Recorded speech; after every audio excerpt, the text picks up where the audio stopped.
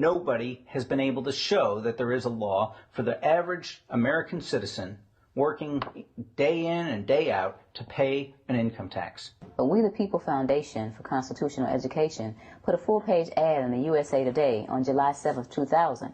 And within the body of that ad was a $50,000 challenge for anyone that could show the law. And to me, $50,000 is a lot of money. So I went after that and did the research based on the fact that I thought, let's put this baby to bed. I'm hearing all these rumors. You know, I'm going to kill two birds with one stone. I'll answer these people's questions that are asking me, and then I'll win this $50,000. And, you know, based on the research that I did throughout the year 2000 and that I'm still doing, I have not found that law. I've asked Congress. We've asked a lot of people in the IRS commissioners, helpers.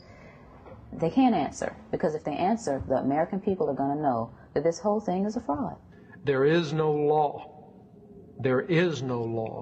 that requires the average American worker in the private sector to pay a direct, unapportioned tax on their labor and compensation for services. There is no law. I really expected that, of course there's a law that you can point to in the law book, the code, that requires you to file a tax return. Of course there is. Maybe I don't know what it is right then as he was speaking to me, but sure. So naively, I agreed to go off and research it and get back to him. 3.5 months later, I was at that point where I couldn't find the statute that clearly made a person liable, at least not me and most people I know.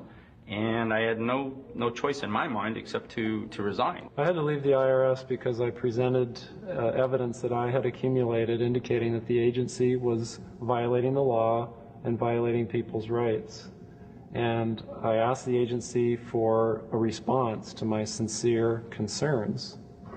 And the answer I got was that they would not respond to my concerns and that they would provide me with the paperwork necessary to tender my resignation. You can look through the statutes and look for the law that requires you to pay. And when you do that, you can't identify a law that requires the average person in America who earns a wage and works in private business to pay an income tax. American citizens, along with the foundation, have been asking the IRS to specifically provide them with the underlying legal foundation upon which they administer and enforce the personal income tax laws in our country. At the national level, when people would attempt to contact somebody of a much higher authority, say the commissioner, same kind of thing.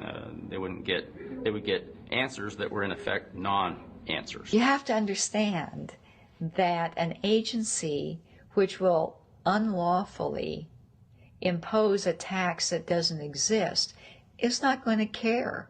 If we the people don't know what our rights are, they're not going to tell us. If Americans just learned that the IRS was actually knowingly deceiving them, that would be enough for them to rise up and put a stop to it. 100% of what is collected is absorbed solely by interest on the federal debt. All individual income tax revenues are gone before 1 nickel is spent on the services taxpayers expect from government. People have been told, that you need this income tax system to fund government, which is absolutely ridiculous. My question is, well, if that's true, how did we fund government from 1776 to 1913? The main purpose of the income tax is not to raise revenue, but to redistribute wealth and to control society. A lot of people might say, well, gee, if there wasn't an income tax, what would happen to education? They don't understand that education is paid for the most part, out of state and local taxes, your property tax. People might say, well, how are we going to build and maintain our highways if there's no money coming into the government? We need our highways. There is a tax on every gallon of gasoline that people buy. Proceeds from the income tax do not pay for highway construction. I believe that in both spirit and substance, our tax system has come to be un-American. Death and taxes may be inevitable, but unjust taxes are not. This small booklet includes the Constitution of the United States, the Bill of Rights, the Declaration of Independence. This is a document that every citizen should read. It's a document which freed an entire nation. This is the Internal Revenue Code, and this document, and the unlawful application of this document by the Internal Revenue Service has enslaved the nation that this document attempted to free.